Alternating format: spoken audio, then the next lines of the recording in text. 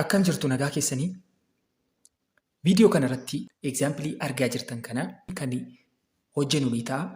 Gaaffii hundumaa fi hojjechuudhaaf akka isin gargaarutti kanneen irraa akkamitti firii boodii diyaagiraamii isaa akkaataa itti baafannuu fi gaaffii akkasii akkamitti akka furru waan nu gargaaruu fi suuta jedhee kan isin agarsiisu ni ta'a. Amma dhumaatti nu hordofaa. Kana malee chaanaalii keenya faaraa warreen taatan immoo sabskiraayib nuuf godhaa. Miseensa nuuf ta'a. Asumaan gaaffichi akkas jedha. A bag of cement of weight 300 hangs from 3 ropes jedha. As shown in the figure below. Akkuma suurarratti ilaalaa jirtan kana simintoon kuni kirrii kanaanii akka kanatti hidhamee jira jechuudha. Akkasitti hidhamee jira. Jedheetu teettaa irratti mul'atu kuni teettaa waanii 53 kennee teettaatu 37 akka kanatti kennee jechuudha. Kana jedhee maal jedhaa? Find the tensions T1, T2 fi T3 in the ropes. Tenshinoota kana barbaadedha. Humnoota tenshinii yookaan kirriin kuni ba'aa kana baachuuf humna isaan baasaa jiran barbaadedha. Kirrii tokkoffaa, lammaffaa, sadaffaa jedhee gaafachaa jira. Mee fakkii kaasuudhaan asumarraan yeroo ilaallu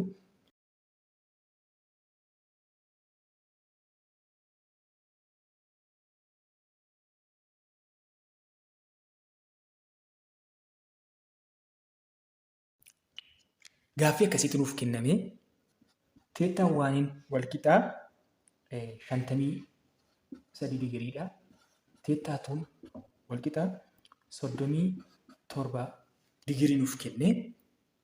Kan inni nu gaafate teenshin waanii nu gaafate, teenshin 2 nu gaafate, teenshin 3 kana nu gaafate. Warreen akka kanatti fannifamanii humni irratti hin dalagoofne ba'aa kallattiidhaan ba'aa akkasitti baatanii kanneen jiranii particle at equilibrium jenna. Fakkeenyaaf kunis fakkeenyota isaati jechuudha. Amma egaa kanneeniif gaaffilee kana hojjechuu fi firii boodii diyaagiraamii baafachuu qabna. Kanaa gadi gaafa laallu iddoon kun simintoodha. Simintoon kun isa olii kan dhiifnee calmanni gaafa asii gadi ilaallu teenshin siriidhaan hidhamee baatamee jira. Fakkeenyaaf akka kanatti ilaaluu dandeenya jechuudha. Kun ba'aa kana yookaan simintoo kana yoo ta'e asiin kan ol harkisaa jiru teenshin siriidha. Asiin immoo kan gadi harkisaa jiru ulfaatina isaatii mg jedha jechuudha. Mg yookaan fg yookaan weeyitii. Kanumarraa ka'uun teenshin sirii kana yeroo barbaadnu summation of f'n maalirra jira? Y irra jira. Walqixa maalidha? 0dha. At equilibrium jira gatiitiin. Tension 3 minus mg dha. Walqixa maalidha? 0dha. Kanaaf iyyuu tension 3 asumaanii mg wajjin walqixa ta'a jechuudha. Mg immoo meeqa nuuf kenname? Yookaan weeyitii meeqa nuuf kenname?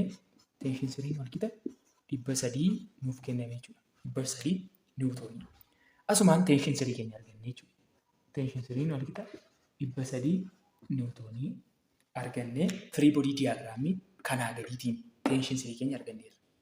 Guutummaa isaatiif firii boodii diyaagiraamii jechuuf mee x y pileenii baafannu. X y pileenii yeroo kaafannu kallattii maal? Tension 3 keenya asii jira. Tension 3 asii gadi harkisaa jira jechuudha. Kana malee tension 2 asii baafanna. Tension 2 jedhu kana. Kana malee tension 1 asii jira. Tension 1 muka inni irratti hidhamee jiru asii kan inni irratti hidhamee jirudha yoo jenne kuni tenshinoonni kuni asii as teettaa nuuf kenname teettaa waaniidha. As teettaa 2dha. Teettaa waaniidha. Kompoonent meetidii kanaan dura ilaalaa turre asirratti yaadachuun dirqama nutti ta'a jechuudha. Kompoonent meetidii fakkeenyaaf teenshin 2 kuni habalaka akkas deemaa jira. Hidhamee jira jechuudha. Humni akkam baasaa jira? Kallattii olitti akkas baasaa jira. Dalga kanas humna baasaa jira jechuudha. Mee kana yeroo kompoonentii isaatti yeroo qoqqoodnu x kompoonentii fi y kompoonentiitti babbaafna jechuudha.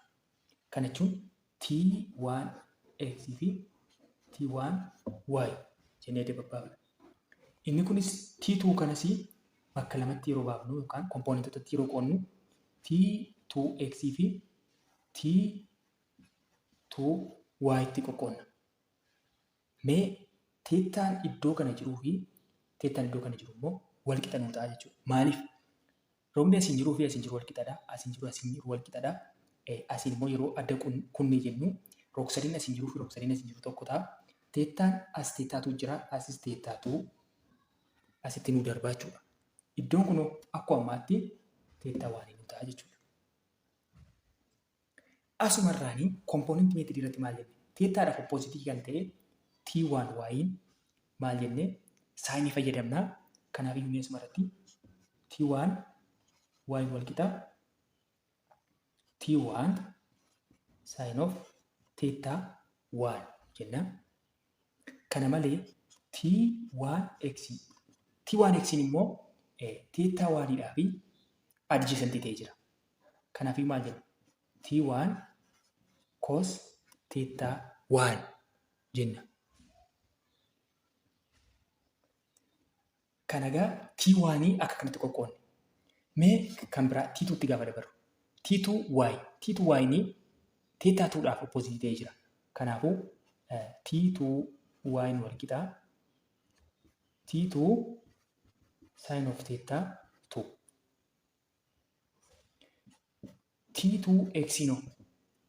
t2x immoo teettaa 2dhaa fi adjacentii ta'ee jira.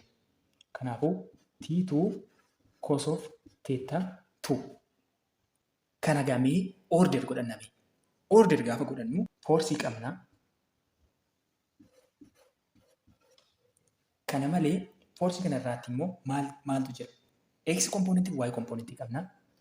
X kompoonentii fi y kompoonentii qabna.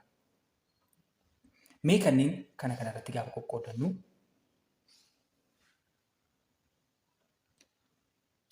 foorsota meeqa qabna? Foorsota 3 qabna. Inni jalqabaa t1dha. t1 irraa x kompoonentii irratti maal qabna? t1 irraa x kompoonentii irratti t1 cos of teettaa 1dha. X kompoonentii ta'e immoo leeftii irra jira jechuudha. Inni kun achi harkisaadha, inni kun achi harkisaadha. Isa leeft irra jiru kana negatiiva godhanna. Negatiiv t1 cos of teettaa 1. Tension 1in y kompoonentii irraa maal qaba? Tension 1in y kompoonentii irraa t1 sin of teettaadha jechuudha. Ishee kana qabaachuu. Kanaafuu t1 sin of teettaa 1 t2 force of t2 t2ni x kompoonentii irraa t2ni t2 cos of teettaa 2 t2 cos of teettaa 2 qabna. Tension tun y kompoonentii irraa immoo achi isa kanaa jechuudha. t2y t2 sin of teettaa 2 qaba jechuudha. Egaa kan hafee tension 3dha. Tension 3 x kompoonentii irraa maal qaba? Tension 3 ishee kanadha. X kompoonentii irraa homaan qabu. Y kompoonentii duwwaadha jira. Kanaafuu x kompoonentii irratti 0dha. Y kompoonentii irratti 300 yookaan minus mg achi gadi jechuudha. Minus mg qaba. Yookaan minus force of gravity yookaan minus weight jennee kaa'uu dandeenya. Amma egaa this particle is in equilibrium. Partikiliin kun equilibrium irra jira. Equilibrium irra yeroo jiru maal jenna? Summation of forces wal qixa 0dha jenna. Partikiliin kun rarra'ee dhaabbatee jira. Socho'aa jiru jechuudha. Yeroo kana summation of f in x axis irratti wal qixa 0dha. Y axis irrattis wal qixa 0dha. Mee x axis irratti yeroo ilaallu x axis irra kanneen jiran funaannanna jechuudha. X axis irra kanneen jiran warreen kanadha. Isaanis minus t1 cos of theta 1 kunoo positive t2 cos of theta 2 walqixa maal godhan 0 dha. Mee isa gaa akkasitti arganne kana equation 1 haa jedhannu beekan. Kana asuma kaafne equation 1 haa jennu equation 1 jedhanne kan biraa summation of fy qabna. Kallattii y irra kanneen jiran jechuudha. Kallattii y irra maal qabna? Tokko t1 y qabna, t2 y qabna, tension 3 qabna jechuudha. Kanneen kana sadan qabna. Y irra t1 y ni t1 sin theta dha. t1 sin of theta 1 plus t2 sin of theta 2 kan biraa minus mg walqixa maal jenne 0 jenne. Kanammoo mee asumaanii maal jedhannu equation 2 haa jedhannu. Equation 2 cuunfinee finnee equation 1 fi equation 2 tti gashanee jira. Equation 1 kanarraa t2 baafachuu dandeenya. Term of t1 t2 baafachuu dandeenya. Kana si balleessuun dirqama ta'a. Minus t1 cos of theta 1 kana positive godhannee 0 achi dabarfachuu dandeenya. Kanaaf iyyuu t2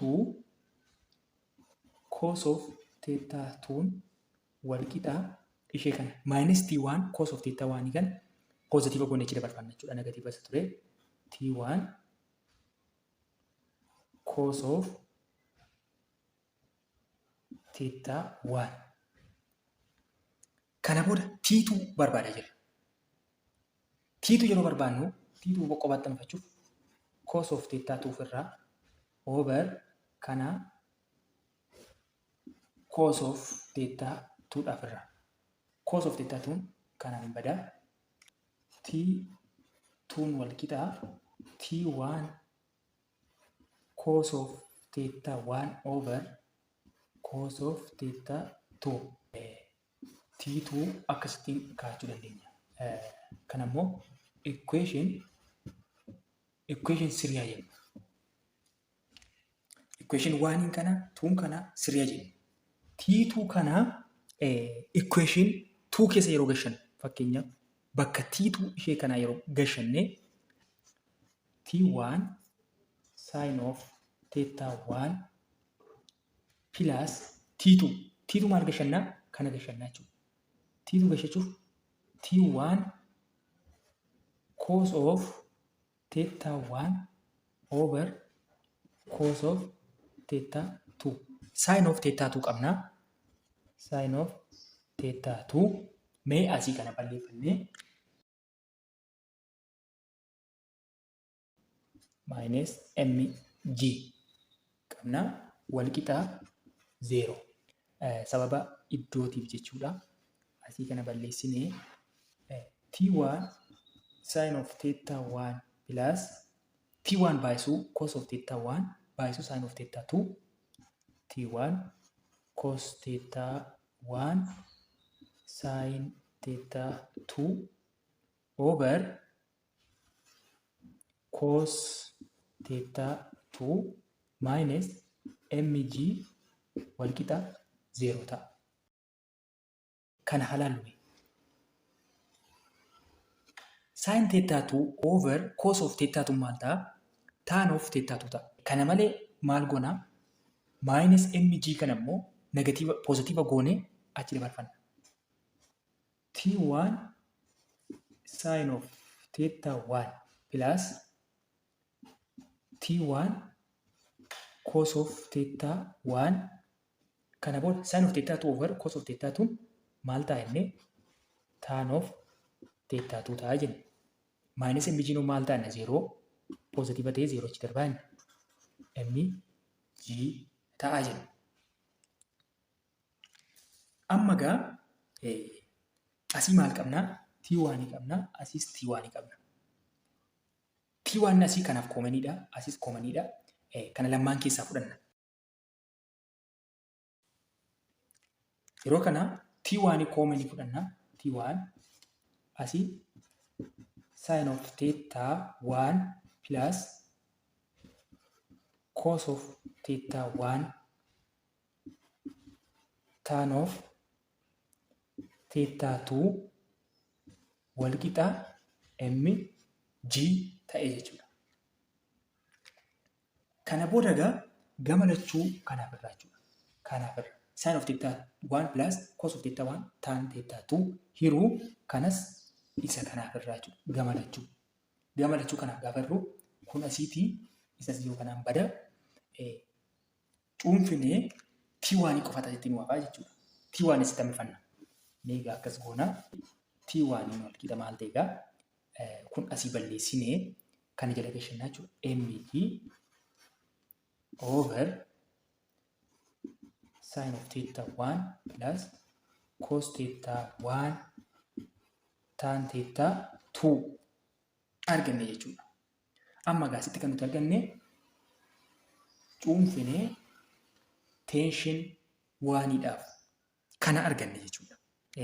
T1 akkasitti arganne booda T2 immoo isa asirraa arganne kana bakka kanaa buufannee bakka isaa gashannee deebisaa argannaa jechuudha.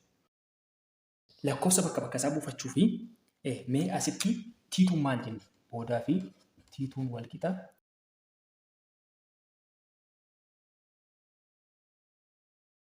T1 wal qixa mg maal qabna? mg tension siree hojii wal qixaa jenna yookaan weetii hojii wal qixaan 300 niwutoonidha. Kanaaf iyyuu 300 niwutoon over sin of theta 1. Sin of theta 1. Theta 1 meeqa qabna? Theta 1 53 digirii qabna. Ida'uu cos of theta 1. Cos of theta 1 53 digirii. Baay'isuu tan of theta 2. Theta 2 37. Kana booda tension 1 wal qixaa 300 irraa 300 niwutoonii irraa sin of 53 ida'uu cos of 53 baay'isuu tan of 37 wal qixaa kana kaalkuleetarii fayyadamtu jechuudha. Kaalkuleetariidhaan yeroo hojjettanii 1.25 isin dhufa. 1.25 dhufa. Kana booda tension 1 300 hiruu 1.25 240 jechuudha. 240 niwutoonii dhufa. Tension 2 argachuuf immoo tension 1 kan 240 kana bakka tension 1 kana finnee buufannaa jechuudha. Asumatti tension 2 immoo wal qixa. Tension 1 240 baay'isuu cos of theta 1. Cos of theta 1 meeqa? 53 digirii hiruu theta 2. Cos of theta 2 immoo 37 jechuudha. 37 digirii. Tension 2 wal qixa